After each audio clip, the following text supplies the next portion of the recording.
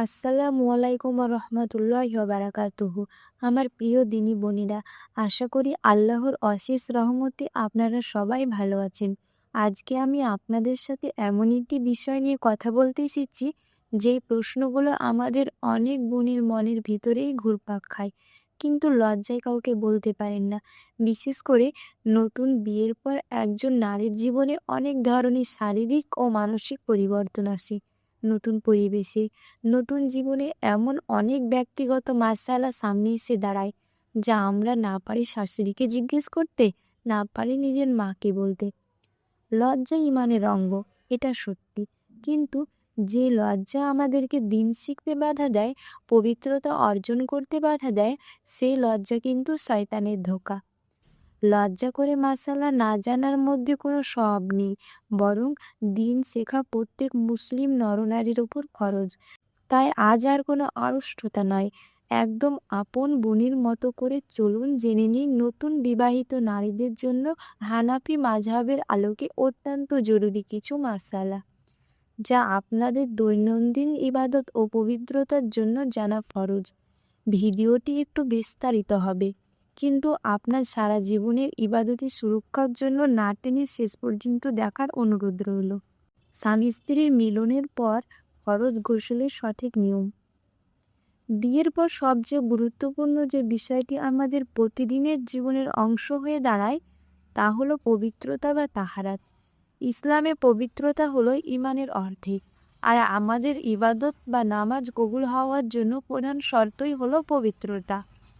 হানাফি ফিকহ অনুযায়ী হালাল সম্পর্কের মাধ্যমে স্বামী স্ত্রীর মেলামেশা বা সহবাস করলে বীর্যপাত হোক বা না হোক, পবিত্রতা হওয়ার জন্য গোসল করা ফরজ হয়ে যায়। এই গোসলটি সাধারণ গোসলের মতো নয়। আপনি যদি শাওয়ারের নিচে দীর্ঘক্ষণ দাঁড়িয়েও থাকেন কিন্তু ফরজগুলো আদায় না করেন, তবে আপনি পবিত্র হতে পারবেন না। হানাফি মাযহাবে গোসলের ফরজ মাত্র 3টি। 1 নম্বর, কুলি করা। মুখের ভেতর এমনভাবে পানি নিয়ে ভালোভাবে কুলি করতে হবে যেন গলার সরু পর্যন্ত পানি পৌঁছে যায়। 2 নম্বর, নাকে পানি দেওয়া। নাকের নরম হাড় পর্যন্ত পানি পৌঁছানো ফরজ।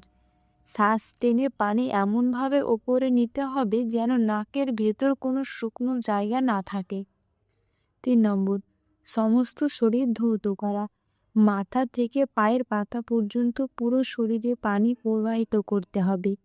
শরীরের একটি লোমকূপ বা চুল পরিমাণ জায়গাও শুকনো থাকলে গোসল হবে না। আমাদের শরীরের কিছু ভাঁজযুক্ত স্থান আছে, যেমন নাভি, বগলের নিচ এবং উরুর সংযোগস্থল। এই জায়গাগুলোতে পানি পৌঁছানোর ক্ষেত্রে বিশেষ যত্নবান হতে হবে। হাত দিয়ে ডলে এই জায়গাগুলো ভিজিয়ে নিতে হবে। নাভির ভেতর আঙুল দিয়ে পানি পৌঁছানো জরুরি।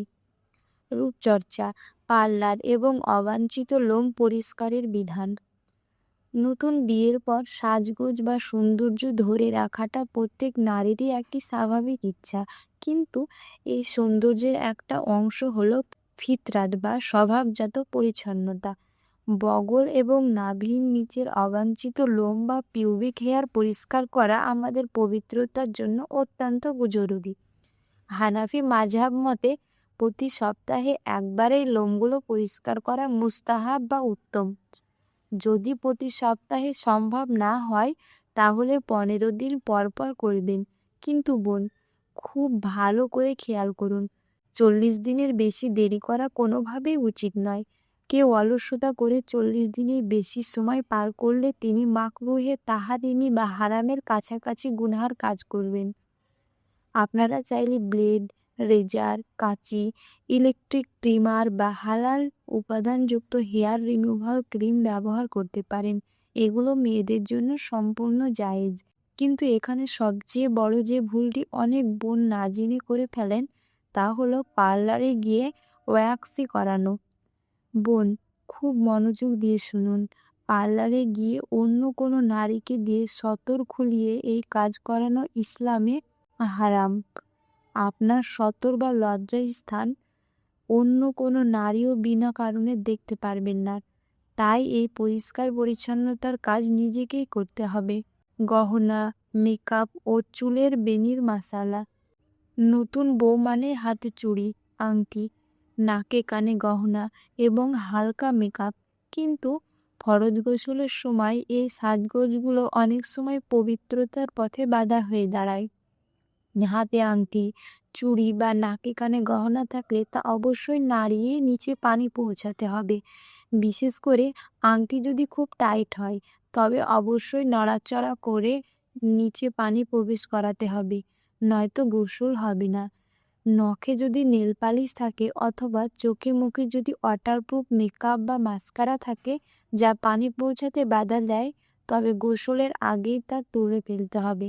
তবে মেহেদির রং থাকলে কোনো সমস্যা নেই, কারণ এটি পানির জন্য বাধা নয়। গোসলের সময় কি মাথার চুল বা বেনি খোলা ফরজ?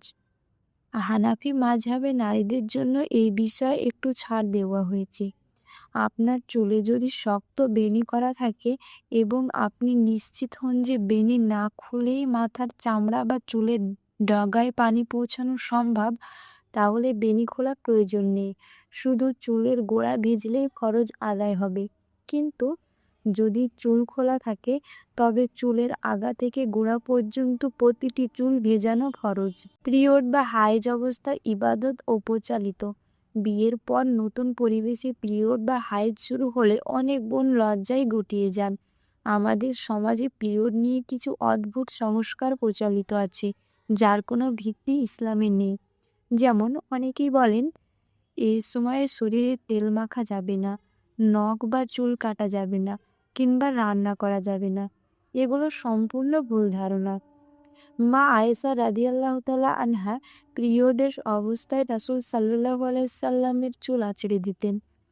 আপনি পিরিয়ড অবস্থায় স্বাভাবিক সব কাজ করতে পারবেন। পরিষ্কার পরিচ্ছন্নতার জন্য নখ কাটা বা অবাঞ্ছিত লোম পরিষ্কার করায় কোনো বাধা নেই। আপনি রান্না করলে খাবার অপবিত্র হয়ে যাবে না। এই সময়গুলোতে নামাজ, রোজা, কোরআন স্পর্শ করা এবং মসজিদে প্রবেশ করা নিষিদ্ধ ঠিকই, কিন্তু এর মানে ইবাদতের ছুটি নয়।